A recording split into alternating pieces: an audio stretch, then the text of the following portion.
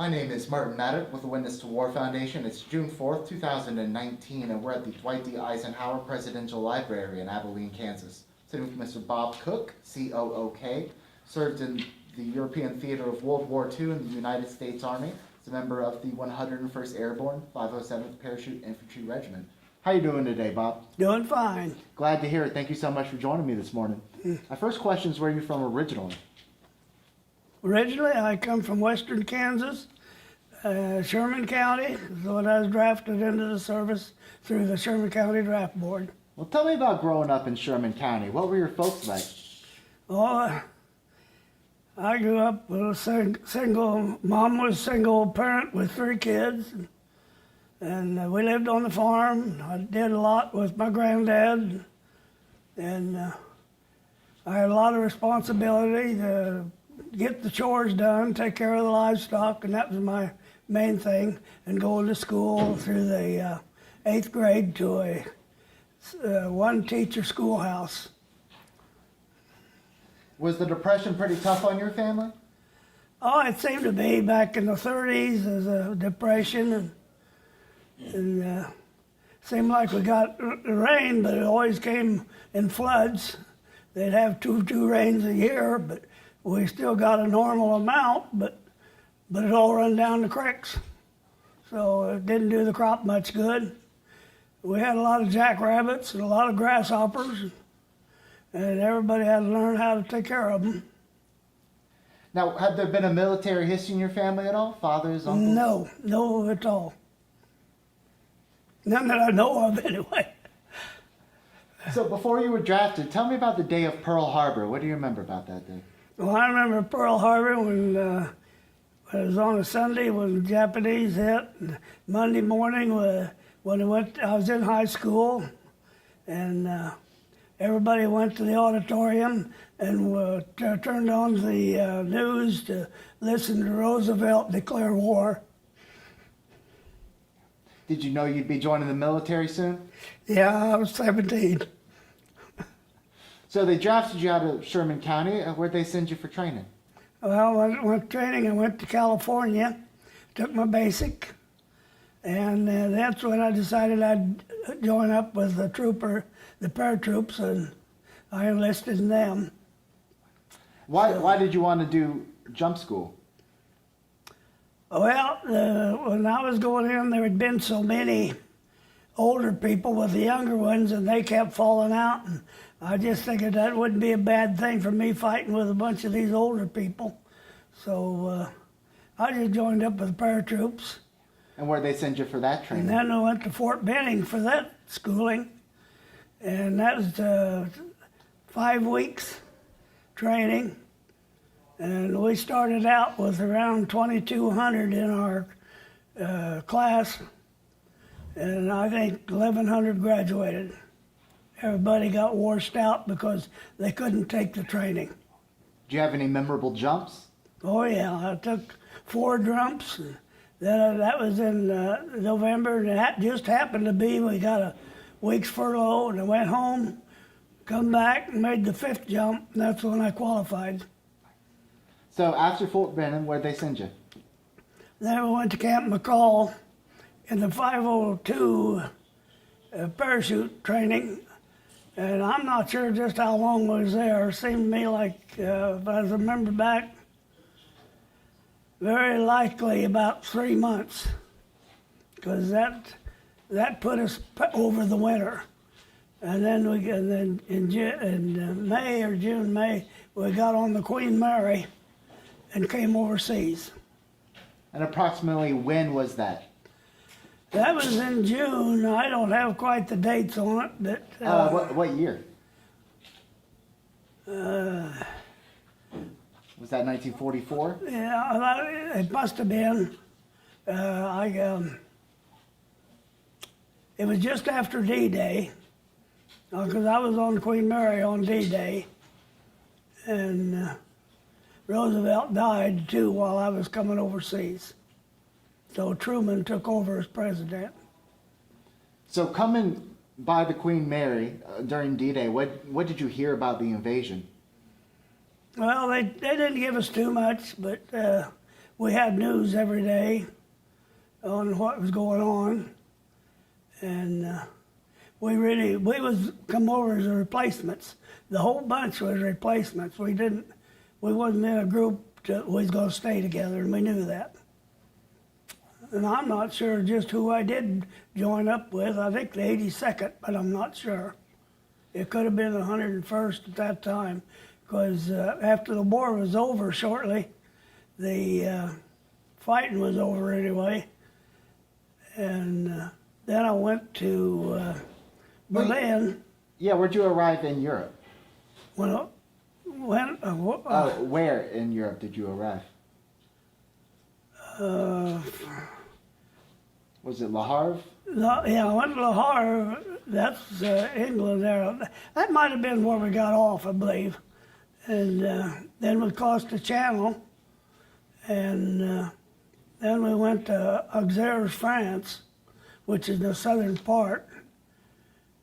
And I think we joined up with the 13th there. But shortly after I got there, the 13 they started, the ones that re-enlisted, and then they was all going home for a little while, and then they was going to Japan. And I didn't sign up for that.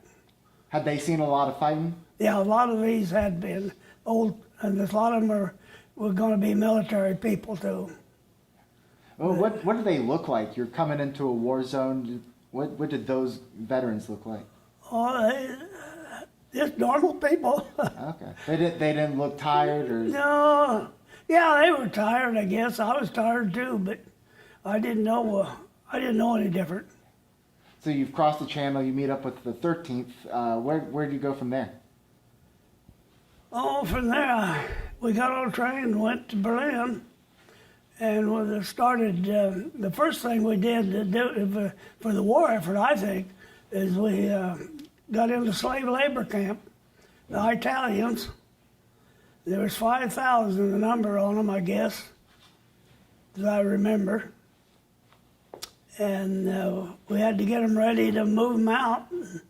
And they were stubborn. They didn't want to go back to Italy, because prior to that, the Italians killed Mussolini, and they buried him, and then they had to dig him up and hang him in County Square, because everybody thought he was off with Adolf. But they finally convinced their own people that they'd got rid of Mussolini, and but that's a story. I hadn't seen any of it. And the Italians did not want to go home. Most of them, they would have gone to America in a minute, but they just didn't want to go back to Italy because it wasn't that good when they left.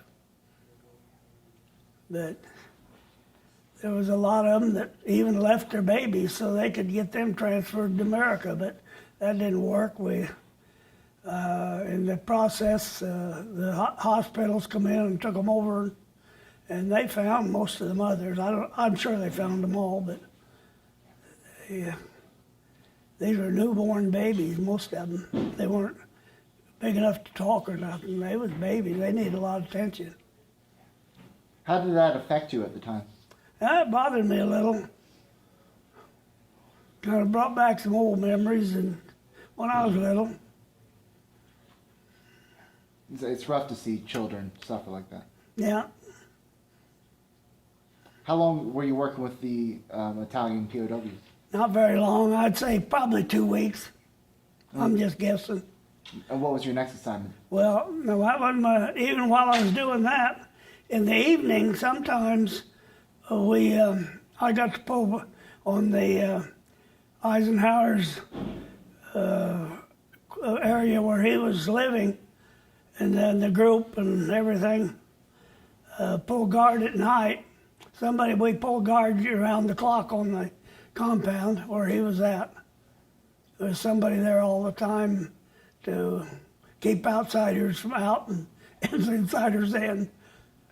Anybody try anything foolish, trying to get past the guard?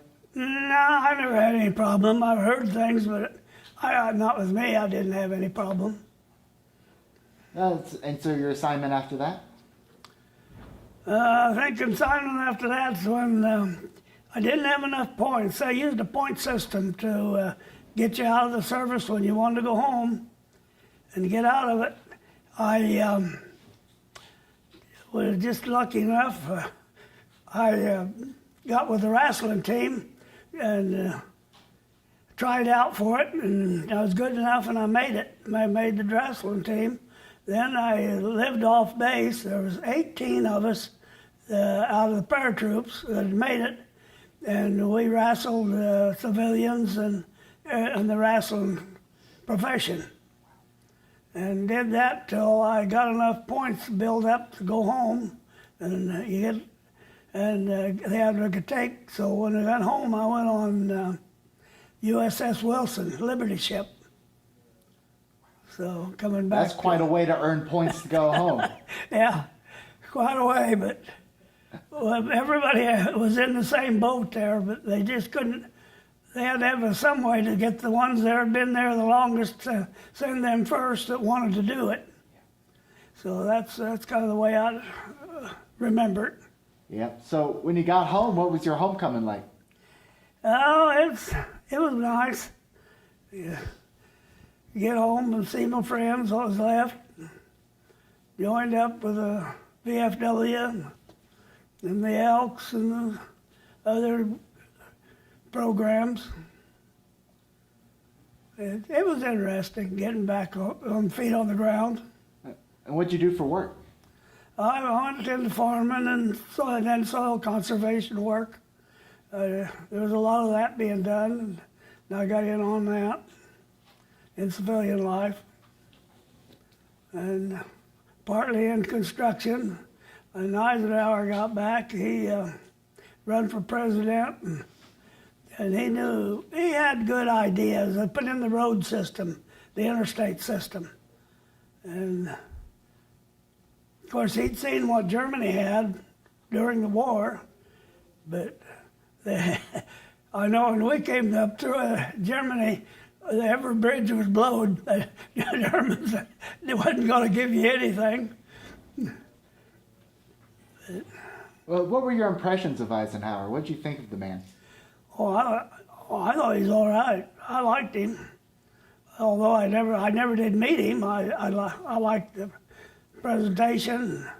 He sounded real good to me every time I heard him. Were you proud when he became president? Oh yeah. Oh, I voted for him. All right. You think the troops had a lot of respect for Eisenhower? In general, the troops? I think so. I don't think, I never heard really anybody badmouthing him. He could have, but I never heard it. Well, a couple other questions, all right? So while you were in Europe, did you have any memorable experiences with French people or German people as you made your way into Europe? No, I didn't. I noticed the people are pretty smart all over the world, though. When you go into a place where the Germans were power and they was taking over, well, everybody threw out the swastika. But you know, when Americans come in, everybody has an American flag. They got rid of the swastika. Did you have any close calls? Any incoming fire while you were over there? Nothing serious. Nothing serious. Just pot shots here and there? Yes. Yeah, I got to remember too that I was just a kid when I was over there. I wasn't 20 yet. Did you serve with anybody that stands out in your mind? Did you have any friends, or did you have an officer that made an impact on you?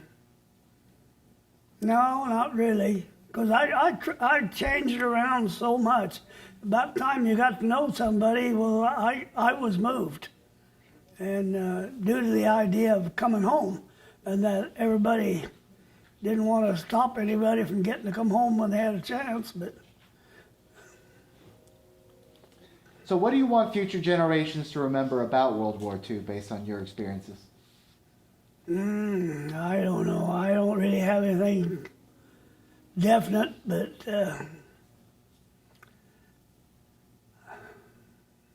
I don't believe so. All right. I guess I'll give you the last word if you have any final thoughts, words of advice, closing statements for anybody watching this in the future. Well, I really enjoyed I probably didn't enjoy it as much when I was in the service as I've enjoyed it more that I've been out of the service and home. I really don't know I really don't have anything. Oh, no problem, Bob. Well, it's been really nice chatting with you today. I really do appreciate you coming by, taking the time to share your stories with me. It's an honor. But most importantly, thank you so much for your service, sir. Well, you're sure welcome. All right.